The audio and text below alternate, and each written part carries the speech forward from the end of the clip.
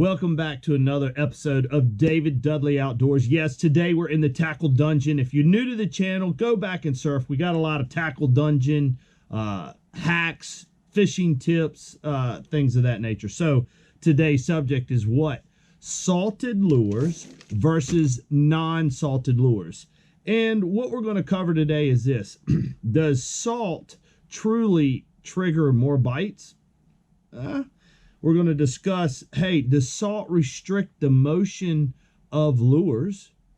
And does salt enhance the fall rate, or does it decrease the fall rate? But when you are choosing plastics, there's a lot that goes in it, and most people don't even give it any thought at all. So today I'm going to help you guys understand, when should you use a salted plastic, even if it's the same shape. Okay, you can use it. There's a lot of different shapes of designs of plastics, and a lot of them are familiar. One of them might have salt and one of them might not.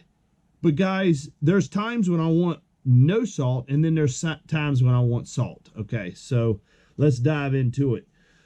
One of the things that you need to pay attention to when you're buying is what is labeled on the package. Now, there's a lot of companies that, you know, really enhance their lures with salt.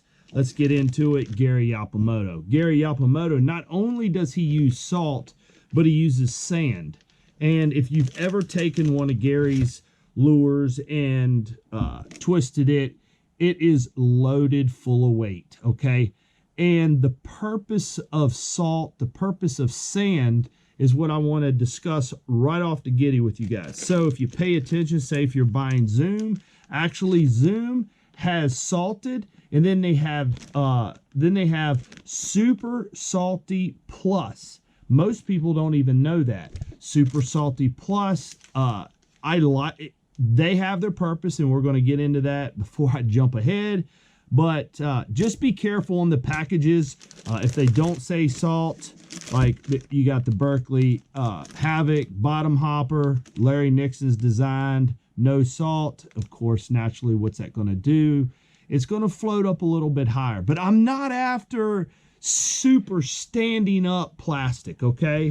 I'm going to get into that too. So I know I just touched a ton of subjects right there quick. Naturally, Rage Crawl is a heavy plastic. You got that Strike King 3X plastic. If you're not familiar with that, we're going to discuss that. A lot of Ned rig heads or plastics are made out of this stuff. So, all right, let's focus back on the subject. So now we have Gary Yapamoto, and I'm just name dropping, guys. There's a lot of different plastics out there, but what is the purpose of salt? Salt, to me, does one thing. It helps a lure sink at a fast rate. Does a fish truly bite a lure? And I tasted a tiny bit of salt, but here's what I want to. Salt plays a huge role in action, okay? And when you're dealing with a Senko, I want a fast sinking Senko. I don't want a slow sinking Senko. I want a fast sinking Senko. When I'm throwing a wacky rig with a trick worm, I want a very fast sinking Senko. Okay, that's what's going to give this Senko the action when it falls.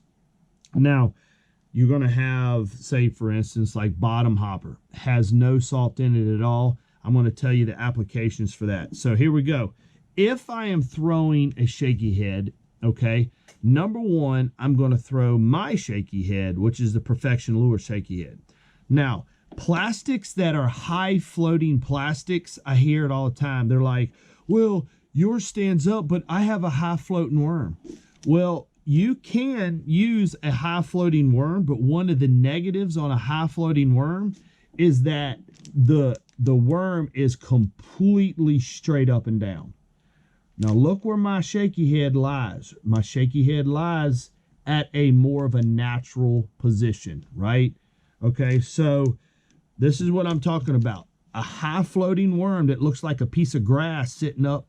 It looks like a piece of grass just floating in the air, or bring it on down to the design of my shaky head, it's a little bit more natural. When that thing's coming across the bottom, it's a little bit more natural. So when I am choosing a shaky head worm, I want one without a lot of salt in it. Now, you have some companies that have tons of salt in it, which can be good. They even have a lot of oils in it, whether it has scent. Scent is an oil. Oils, you know, your choice on oils, whether oils matter or not, I have no idea. But you gotta imagine, I've looked at these enough in pools, and let's go ahead and rig it up. A high salted, and I wish I had the video for you, but just trust me. A high salted, say, trick worm that you put on a shaky head, and mine is truly the only shaky head that stands up. Pretty much that's what it looks like coming through the water. If you move it, it raises up a little bit, but this is what it's going to look like. See that heavy tail right here? Okay, it's loaded full of salt. You put that on my shaky head, it's going to arch over in the pool. When I throw it in the pool, it's going to arch over like this instead of giving it the straight up standard. So be careful on selecting salted baits, especially, or so I'll give you another example. Salted baits naturally are going to sink, right? That's what you're after. You want it sink. Some people say it's to hold on in their mouth longer. That's left to be debated. You know, there's no way we as anglers can prove or disprove this. If that fish, he bites it, oh, he hung on to it for 2.3 seconds, and no, that was only 1.9 seconds. Salt is better. I don't know. All right, so take, for instance, rage crawl. I'm going to tell you an example that I found in the pool. You know, I like a rage. It has some good action to it. But here again, here's a stand-up football jig. Everybody likes to claim they got a stand-up football jig. They do not. This is the only true stand-up football jig. You can see my legs right here. Truly does stand up. Okay, so I took a rage crawl and put it on my jig when I was testing it. And when it went into the water and went down to the bottom, I was pretty highly disappointed. So I'm just letting you guys know that if you think that a rage crawl is standing up in the water with your stand-up jig, including mine, you're fooling yourself, because it doesn't do it with mine. I'm going to tell you what happens.